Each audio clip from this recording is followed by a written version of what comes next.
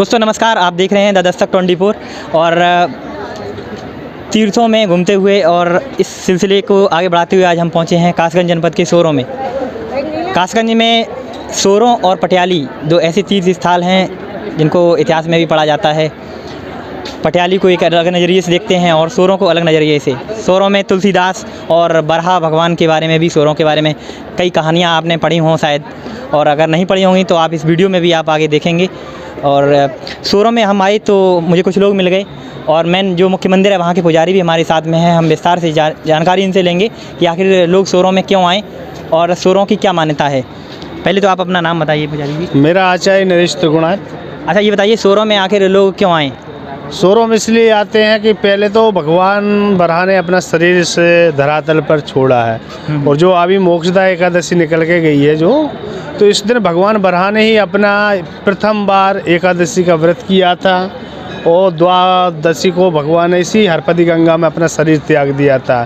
तो भगवान के शरीर त्यागने से हम सनातनियों की ये आस्था है कि जो अस्थियाँ होती हैं, जो अग्नि भी नहीं उनको जला सकती न गला सकती, वो हमारे इस हरपति गंगा में वो 3 दिन में रेणु रूप बालू के कण के समान इसी गंगा के जल में विलीन हो जाती है। अच्छा, यहाँ पर अभी कोई स्नान चल रहा है, बहुत बड़ा, हज़ारों की संख्या में श्रद्धालु आए हुए हैं, लोग आए हुए हैं, तो क्या कोई पर्व वगैरह था यहाँ पर? ये हमारा पर्व होता है अमृत महाकुंभ में, जिससे हमारे इधर जो 4 स्नान होते हैं। तो प्रथम स्नान तो हमारे इधर एकादशी का होता है जो श्याम बरहा करते हैं।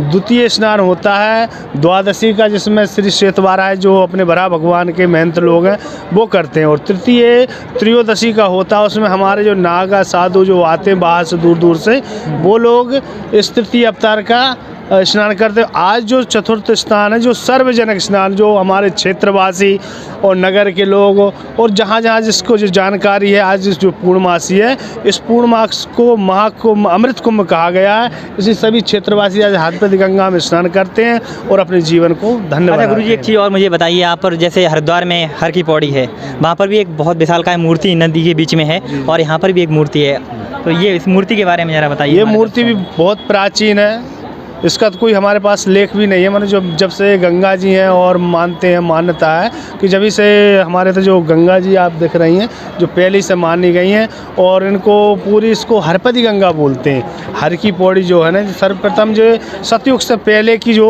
हर की पौड़ी है वो हरपति गंगा के नाम से तो विख्यात हुई हैं। वास्तविकता में सोरों एक तीर्थ नगरी है और तीर्थ स्थल है। यहाँ पर कई विकास कार्य हो रहे हैं और तीर्थ स्थल घोषित किया गया है और आगे क्या क्या होता है वो वक्त बताएगा। एक लोग और हैं, उनसे हम वार्ता करना चाहेंगे। आपका नाम क्या है? शरद कुमार पांडे, अध्यक्ष ब्राह्मण कल्याण सभा उत्तर प्रदेश। अच्छा, तो सोरों आप रहने वाले कहाँ के? सोरों सूकर क्षेत्र। अच्छा, सोरों के। अच्छा, सूकर क्षेत्र आपने एक शब्द कहा है, पर सूकर क्षेत्र के बारे में कुछ बताइए। सूकर क्षेत्र हमारा जो तीर्थ स्थल है वो बरहा क्षेत्राधीश बरहा की भूमि है और बरहा भगवान ने जो यहाँ पे अपना अवतार लिया था, उसी की वजह से यहाँ का नाम सूकर क्षेत्र सोरों जी पड़ा। जी जी। ये आदि तीर्थ एक अभी से नहीं है, ये आदि तीर्थ सतयुग कालीन तीर्थ है और इससे पहले कोई भी तीर्थ न था। जो भी तीर्थ हुए हैं वो सोरों सूकर क्षेत्र के ही द्वारा उत्पन्न तीर्थ हैं। अच्छा, आपने एक शब्द कहा सोरों जी। जी, नामों का आगे तो मैंने जी सुना है, आखिर सोरों को सोरों क्यों नहीं कहते हैं, सोरों जी क्यों? सोरों जी इसलिए कहा जाता है क्योंकि हिंदुस्तान में जितनी भी नदी हैं या गंगा हैं, वहाँ पर कोई भी अस्थि विसर्जन जो भी होता है वहाँ कहीं भी हड्डियों को निकाल के फेंक दिया जाता है। लेकिन ये जो आप हर की पौड़ी को देख रहे हैं, इसके अंदर 3 दिन के अंदर जो हड्डी होती हैं विसर्जित होती हैं वो रेणु रूप हो जाती हैं, मतलब जलमग्न हो जाती हैं।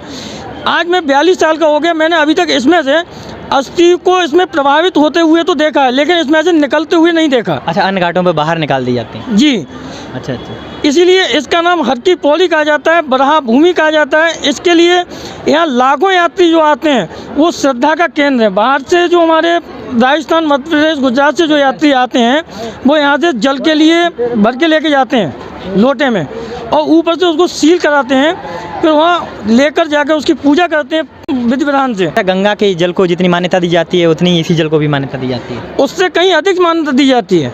अच्छा अच्छा। ये आदि गंगा है। अभी तीर्थ स्थल घोषित हुआ है सोरों में, और वास्तविकता में क्या क्या होना बाकी है अभी?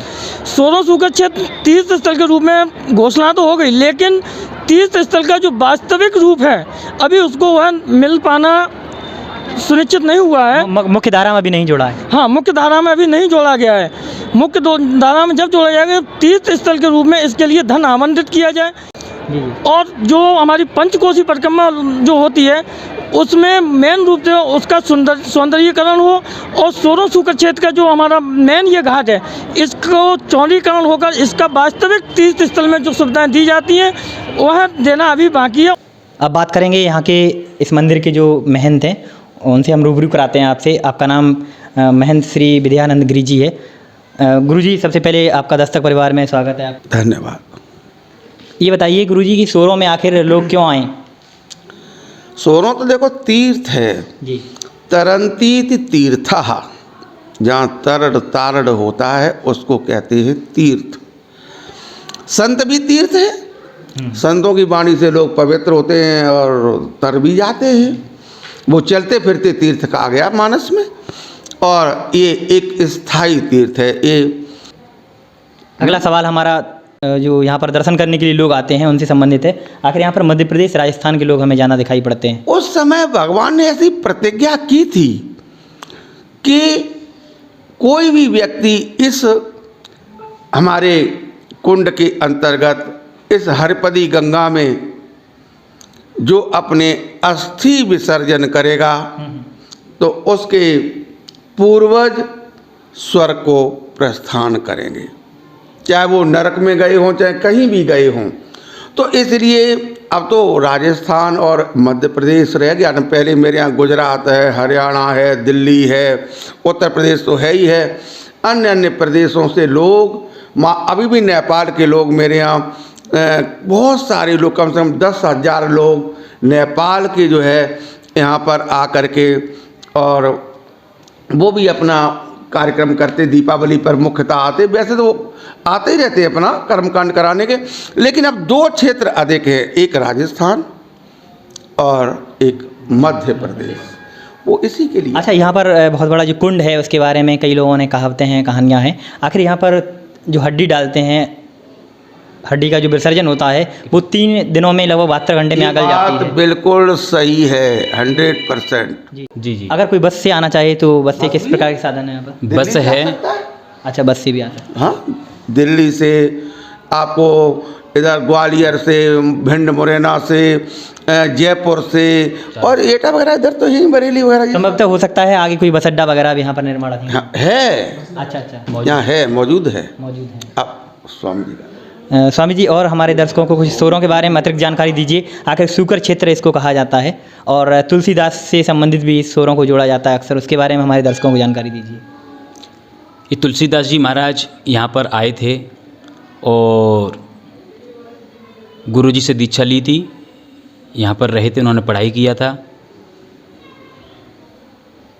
तुलसीदास जी महाराज उन्होंने यहाँ अपनी मानस में लिखी, सो पुन सुनी कथा सो सूकर खेत, समझऊ नहीं तस बालपन तब में रहा अचेत। तो सूकर क्षेत्र का वर्णन अपनी कथा में उन्होंने किया है, अपने मानस में किया है बालकांड में, और वहाँ पर आप देखेंगे तो उन्होंने यहाँ नरहरि दास जी के पास में स्वाध्याय किया है, और उत्पत्ति भी उनकी यहाँ से ही है, यहीं के बालक थे। कुछ लोग मतांतर हमारा बांदा से भी मानता है, लेकिन महाराज जी की पूछो, महाराज जी आगे कहाँ पूछेंगे। अभी आप सुन रहे थे कि सोरों के बारे में, आखिर क्या है सोरों में लोग क्यों आए और किस प्रकार यह तीर्थ स्थल है, और वर्तमान सरकार ने भी इसको तीर्थ स्थल घोषित किया है। और यहाँ पर कुछ मंदिर के बारे में भी आपसे जानकारी लेना चाहेंगे। मंदिर के बारे में बताइए गुरुजी, अभी जिक्र कर रहे थे, मंदिर के बारे में कुछ राय दीजिए। बोलो। आप बताइए मंदिर के बारे में।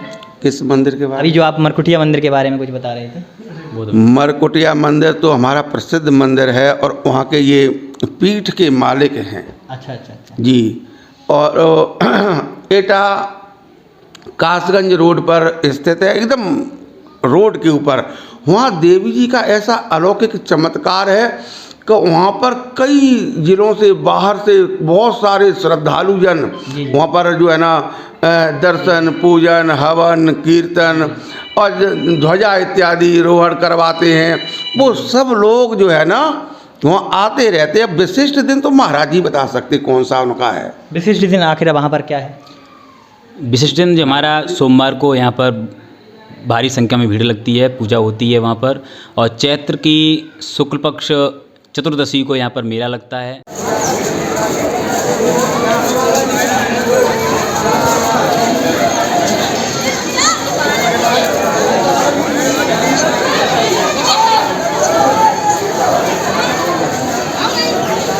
चल